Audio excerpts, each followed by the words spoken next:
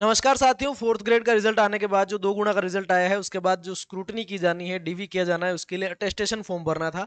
उस attestation form को कैसे भरना है, वो वीडियो मैंने कल डाला था।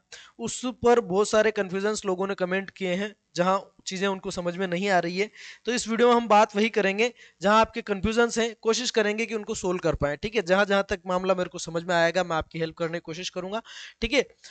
मैं राधेश्याम जेटिया भैरव टेक भदेसर के यूट्यूब चैनल पर आपका हार्दिक स्वागत करता हूं। साथियों, आपकी कोई कंफ्यूजन रह जाए तो इस वीडियो के कमेंट बॉक्स में डाल दीजिएगा। बाकी आप Telegram channel Bhairav tech Bhadesar join कर सकते हैं, या मेरी इंस्टा आईडी लर्नर_कवि09 फॉलो कर सकते हैं। ठीक है, तो शुरू करते हैं बात को। पहला कमेंट ये है कि सर क्या ये पूरा इंग्लिश में भरना है या हिंदी में भी चलेगा बीच में एड्रेस में?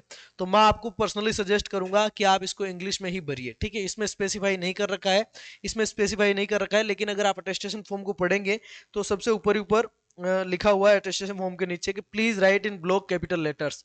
ब्लॉक कैपिटल लेटर्स का मतलब आपका क्या हो गया? इंग्लिश। और इंग्लिश के अंदर भी जो बड़ी एबीसीडी होती है वही आपको यूज करनी है। तो ये आपका तरीका रहेगा।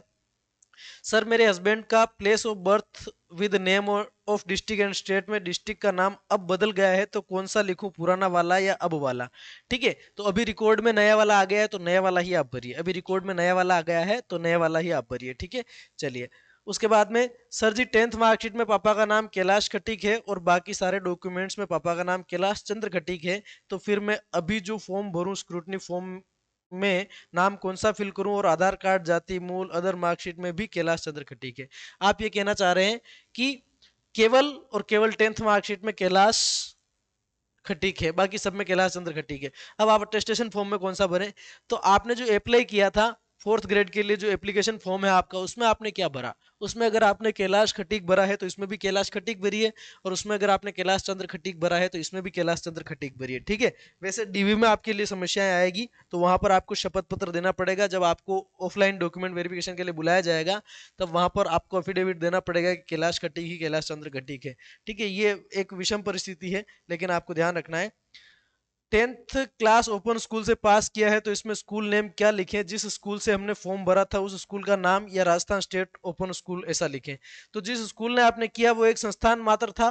ठीक है, तो यहाँ पर आपको RSOS भरना है, राजस्थान स्टेट ओपन स्कूल, इस तरीके से भरना है आपको। ठीक है, चलिए। यहाँ ये जो जानकारियां बता रहा हूँ मैं पूर्णतः सहायतार्थ बता रहा हूँ, आपकी हेल्प के लिए बता रहा हूँ, और जो जो मुझे समझ में आएगी वही बताऊंगा। जहां मुझे समझ में नहीं आएगा मैं आपको बता दूंगा कि इसमें और कंफ्यूजन है, आप पता करिएगा। 8th 15 ईयर बाद की है तो उसकी डिटेल देनी होगी। 8th 15 ईयर के बाद की, ये बात मैं समझ नहीं पाया। ये बात मैं आपकी समझ नहीं पाया, इस कमेंट को मैं समझ नहीं पाया, इसको क्लियर करिएगा फिर इसका जवाब देंगे। इसके 2 सेट बनवाने हैं क्या, या एक पे ही साइन करवाने हैं? ठीक है, सिंगल ही है, एक ही सेट है आपका, 2 सेट नहीं बनवाने हैं, एक ही सेट बनवा लेना। बाकी जहां जरूरत पड़ेगी इसकी फोटोकॉपी लग जाएगी, आपको एक सिंगल सेट बनवाना है। ठीक है, चलिए। पिताजी रिटायर्ड फोर्थ ग्रेड हैं तो प्रोफेशन में क्या भरूं? प्रोफेशन में रिटायर्ड एम्प्लॉय भर दीजिए आप, रिटायर्ड एम्प्लॉय है ना, यानी कि सेवानिवृत्त कर्मचारी। ये प्रोफेशन में ये भर दीजिएगा आप, रिटायर्ड कर्मचारी बता दीजिएगा। ठीक है, चलिए। सर ओटीआर नहीं खुल रहा है तो क्या करें? अब यार ओटीआर तो नहीं खुल रहा है तो क्या ही कर सकते हैं। ठीक है, वो तो वेबसाइट का मसला, तो हमें चेक ही करना पड़ेगा कि जब वो चलेगा उस समय हमें करना पड़ेगा। वेबसाइट अगर नहीं चल रही तो। बाकी और कोई इशू आ रहा तो देखते हैं इसका। अटेस्टेशन फॉर्म कितने बनवाने हैं, एक या दो? केवल एक ही बनवाना है अटेस्टेशन फॉर्म। सर जी मेरा डिवोर्स हो रखा है तो अटेस्टेशन फॉर्म में हस्बैंड का एड्रेस भी डालना है क्या? मुझे ई मित्र वाले ने बोला कि पहले खुद का एड्रेस आ गया, अब हस्बैंड का एड्रेस, क्योंकि वहां आप रहे हो, फिर डिवोर्स हुआ है, फिर वापस अपना एड्रेस भर देना। सर प्लीज बताना। ई मित्र में शॉप मैं ई मित्र की शॉप पर ही हूँ, अभी वेट कर रही हूँ आपके रिप्लाई का। अरे यार, ये तो बड़ा, आपने 6 घंटे पहले कमेंट किया, मैं माफी मांगता हूँ आपके लिए, है ना। लेकिन आपसे पिछले 5 साल का आपका एड्रेस पूछा हुआ है, आपका पिछले 5 साल का एड्रेस पूछा हुआ है। पिछले 5 साल के दौरान अगर आप अपने हस्बैंड के घर पे रहे हैं तो उस टाइम का एड्रेस आपको देना पड़ेगा। ठीक है, क्योंकि इस अटेस्टेशन फॉर्म में पिछले 5 साल का मांग रहा है। 21, 22, 23, 24, 25 और अभी 26 चला है। तो 21 से 25 के टाइम पीरियड के बीच में अगर आपने कुछ टाइम ससुराल में गुजारा है तो ससुराल में जिस जिस टाइम में आप रहे हैं वो साल मेंशन करके वहां पे आपको डालना पड़ेगा। ठीक है, चलिए। सर तीनों एड्रेस एक ही है तो क्या करें? तीनों एड्रेस एक ही तो तीनों एड्रेस डाल दो, सेम डाल दो, कोई इशू नहीं है। तीनों एड्रेस सेम है तो सेम डाल दो। मेरे पिताजी नहीं है, हेत राम भील जी, दुख हुआ जान करके, है ना। बहुत दुख हुआ, लेकिन क्या कर सकते हैं भैया जी, पिताजी नहीं है ना। पिताजी तो सभी के एक न एक दिन जाते हैं, ऐसी कोई इश्यू वाली बात नहीं है, लेकिन टाइम से पहले अगर चले गए तो बहुत दुखद बात है भैया, है ना। बाप से बढ़कर कोई साया नहीं होता। प्रगति यादव, अगर फादर एक्सपायर हो चुके हैं तो फिर भी, एक्सपायर हो चुके हैं फिर भी उनका नाम तो भरना पड़ेगा, नाम तो भरना पड़ेगा, ठीक है। और अ, यहाँ पर जो एड्रेस वगैरह है ना पिताजी का, वो एड्रेस भी आपको खुद का एड्रेस डालना है। पिताजी एक्सपायर हो चुके हैं तो भी उनका नाम तो आपको भरना पड़ेगा, ठीक है। चलिए, 10th क्लास की एंट्री डेट नहीं पता तो पता करना पड़ेगा आपको, जिस स्कूल में आप पढ़े हैं वहां पर जाकर पता करिए आप, ठीक है। 10th क्लास की एंट्री डेट नहीं पता है तो पता करिए, उसके बावजूद अगर पता नहीं लगती है तो फिर मंथ और ईयर तो डालिएगा, ठीक है। जैसे मान लीजिए कि मेरा कक्षा 10 के अंदर एडमिशन 15 जुलाई 2010 को हुआ था। अब मेरे को डेट याद नहीं है तो फिर मैं जुलाई 2010 वहां पे कर सकता हूँ, ठीक है। जुलाई 2010 मंथ मेंशन कर दिए, अगर लास्ट में पता नहीं चलता है तो। अटेस्टेशन फॉर्म कितने बनवाए, एक या दो? एक बनवाना है आपको, अटेस्टेशन फॉर्म केवल एक ही बनवाना है, ठीक है। प्राइवेट स्कूलिंग नॉन स्कूलिंग वाले क्या भरे 10th नंबर कॉलम में, 10वां जो कॉलम है,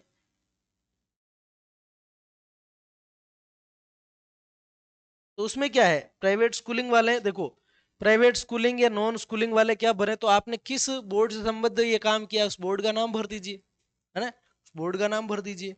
ओपन स्कूल से पास किया 10th, उसमें क्या भरे, वही तो बता रहा हूँ मैं। ओपन स्कूल से किया तो RSOS भर दीजिए, राजस्थान स्टेट ओपन स्कूल, ठीक है, RSOS जयपुर। भाई मेरे अटेंशन फॉर्म बिना फोटो और सिग्नेचर वाला पड़ा था, वो अपलोड हो गया गलती से, सही वाला रह गया, अब क्या होगा भाई प्लीज बताओ, बहुत टेंशन हो रही। देखो भाई, ये पेन से भर के टेस्टेड करा के अपलोड करना पड़ता है क्या, क्या? अच्छा, इसी के कमेंट में एक और कमेंट आया है, मैं आपको बताऊं, ऑनलाइन अभी मैंने उसको पूरा खोल के नहीं देखा है, तो ऑनलाइन में कहाँ पे सबमिट हुआ है, किस तरह से हो गया, इसके बारे में मेरे को जानकारी नहीं है। जब मैं इसको अभी खोल के देखूंगा थोड़ी देर बाद पता चलेगा, तो मैं आपको इसके बारे में इन्फॉर्म करूंगा, आप डीएम कर दीजिएगा मेरे को। भाई ये पेन से भर के टेस्टेड करा के अपलोड करना पड़ता है कि, तो हाँ पेन से तो भरना ही है ना, और किससे भरेंगे, पेन से ही भरना पड़ेगा टेस्टेशन फॉर्म आपको, फिजिकली उसकी प्रिंट निकाल के भरनी पड़ेगी। लॉजिकल डिस्क्रिप, ये SIR का कमेंट आ गया।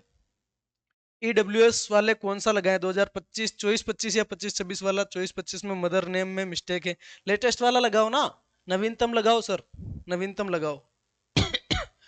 हाँ यार, कौन सा लगाएं, EWS कोई बता ही नहीं रहा, आवेदन की लास्ट डेट 19 अप्रैल थी, मैंने EWS 2025-26 वाला 12 अप्रैल को बनवा लिया था और 4th ग्रेड में आवेदन 13 अप्रैल को किया था, अब कौन सा लगाएं, 25? मैं तो कहूँगा लेटेस्ट वाला लगाओ आप, लेटेस्ट वाला लगा दीजिए। लेटेस्ट वाला आवेदन जो है आपका EWS वाला है, वो लेटेस्ट लगा दीजिए। अगर फिर भी आपको कंफ्यूजन है तो किसी से और क्लियर कर लीजिएगा। सर 10th के समय age 14 year 9 month attestation form में 10th दिखाऊं या नहीं, दिखानी ही पड़ेगी, और कोई चारा नहीं है, 10th तो दिखानी पड़ेगी, एज का क्या इशू है। भर दो भाई सब कुछ, कुछ नहीं होगा, भर दो आप तो, ठीक है। नहीं भरे तो भी चल जाएगा, क्या नहीं चलेगा? नहीं चलेगा, बिल्कुल नहीं चलेगा, आपको 10th की डिटेल तो दिखानी ही पड़ेगी। 15 ईयर के बाद लिख रखा है तो 15 के बाद वाला ही भरना है, ना कि 13-14 वाला।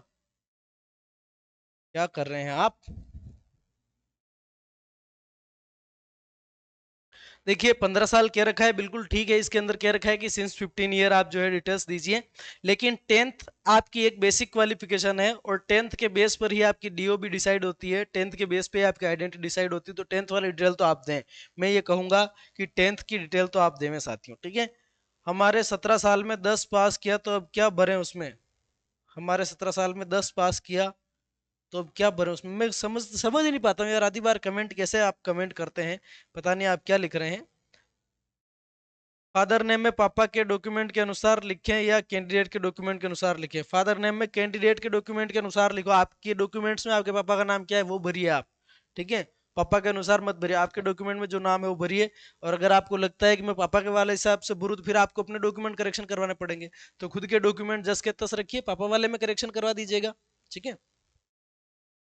और मैं ये कहूंगा आपको, सबको ये कहूंगा कि आपके जो मिसमैच वगैरह आ रहे हैं, तो आपने फॉर्म एप्लीकेशन जो फॉर्म अप्लाई किया था उस फॉर्म में जो डिटेल्स भरी उस हिसाब से आप इसके अंदर भी डिटेल्स भरिएगा, ठीक है।